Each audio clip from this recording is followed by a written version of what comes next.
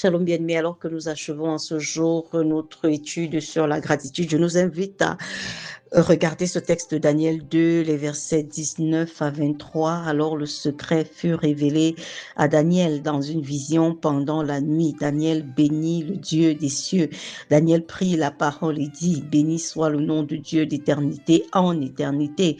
À lui appartiennent la sagesse et la force. C'est lui qui change les temps et les circonstances, qui renverse et qui établit les rois, qui donne la sagesse aux sages et la science à ceux qui ont de l'intelligence. Il révèle ce qui est profond et caché. Il connaît ce qui est dans les ténèbres et la lumière demeure avec lui.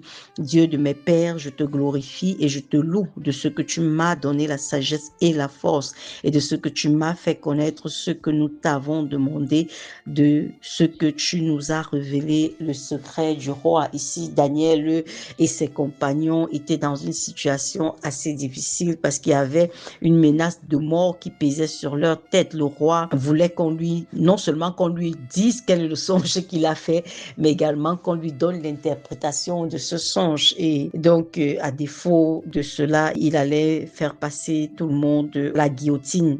Et ici, donc, Daniel a demandé un temps de grâce pour chercher la face de Dieu. Et effectivement, Dieu, dans sa miséricorde, s'est révélé à Daniel et lui a montré effectivement quel était le songe que le roi avait fait et lui en a donné l'explication. Et c'est pour ça que Daniel vient ici reconnaître effectivement que c'est Dieu qui est l'auteur de ce talent, n'est-ce pas, de ce don de vision qu'il avait, parce que cette révélation-là ne pouvait lui venir que de la part de l'Éternel. Les magiciens et les occultistes de l'époque avaient mis en branle toutes leurs manœuvres et toutes leurs manigances, mais cela n'avait rien donné parce que Dieu voulait démontrer sa gloire et c'est ce qui s'est passé ici. Ce qui nous intéresse ce matin, c'est cette réaction de Daniel qui reconnaît effectivement qu'il n'est qu'un instrument dont le Seigneur s'est servi pour révéler sa volonté. Et c'est ainsi que nous également, nous devons reconnaître que Dieu fait des dons aux hommes, n'est-ce pas? Les dons de guérison, les dons de prophétie, les dons de puissance. Quelque part, la Bible nous parle des fils d'Issachar qui avaient le discernement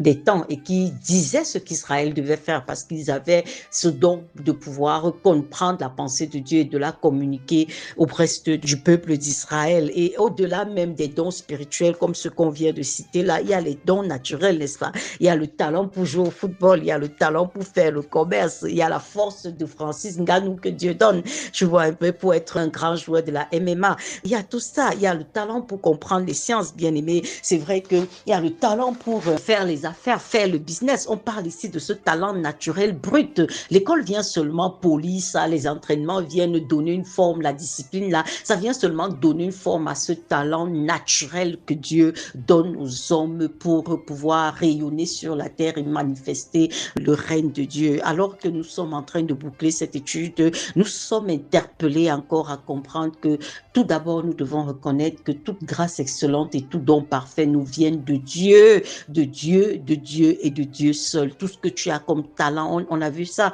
avec Béthalil dans Exode 31. Dieu lui a donné le talent pour être un grand artiste, un grand ingénieur et tout. Mais malheureusement, de plus en plus, les gens veulent s'approprier, n'est-ce pas, la gloire de Dieu et ça devient très difficile de pouvoir même mettre au service de son prochain ce que Dieu nous a donné gratuitement, de pouvoir servir même la société avec ce que Dieu nous a donné gratuitement. Bien aimé, la vraie gratitude se mesure dans ton engagement à servir, n'est-ce pas, à être utile sans nécessairement viser un gain direct, n'est-ce pas. Ce qui est certain, c'est que les grâces que Dieu te fait, ça te profite d'abord. Tu gagnes ta vie avec, tu te professionnalises, tu fais des choses avec. Mais est-ce que le fait pour toi de comprendre que tout ça te vient de Dieu ne devrait pas t'amener à être davantage un instrument utile pour d'autres? Nous allons finir avec ce verset de 1 Corinthiens 4, le verset 7. Il dit ceci: qu'est-ce qui te distingue, n'est-ce pas?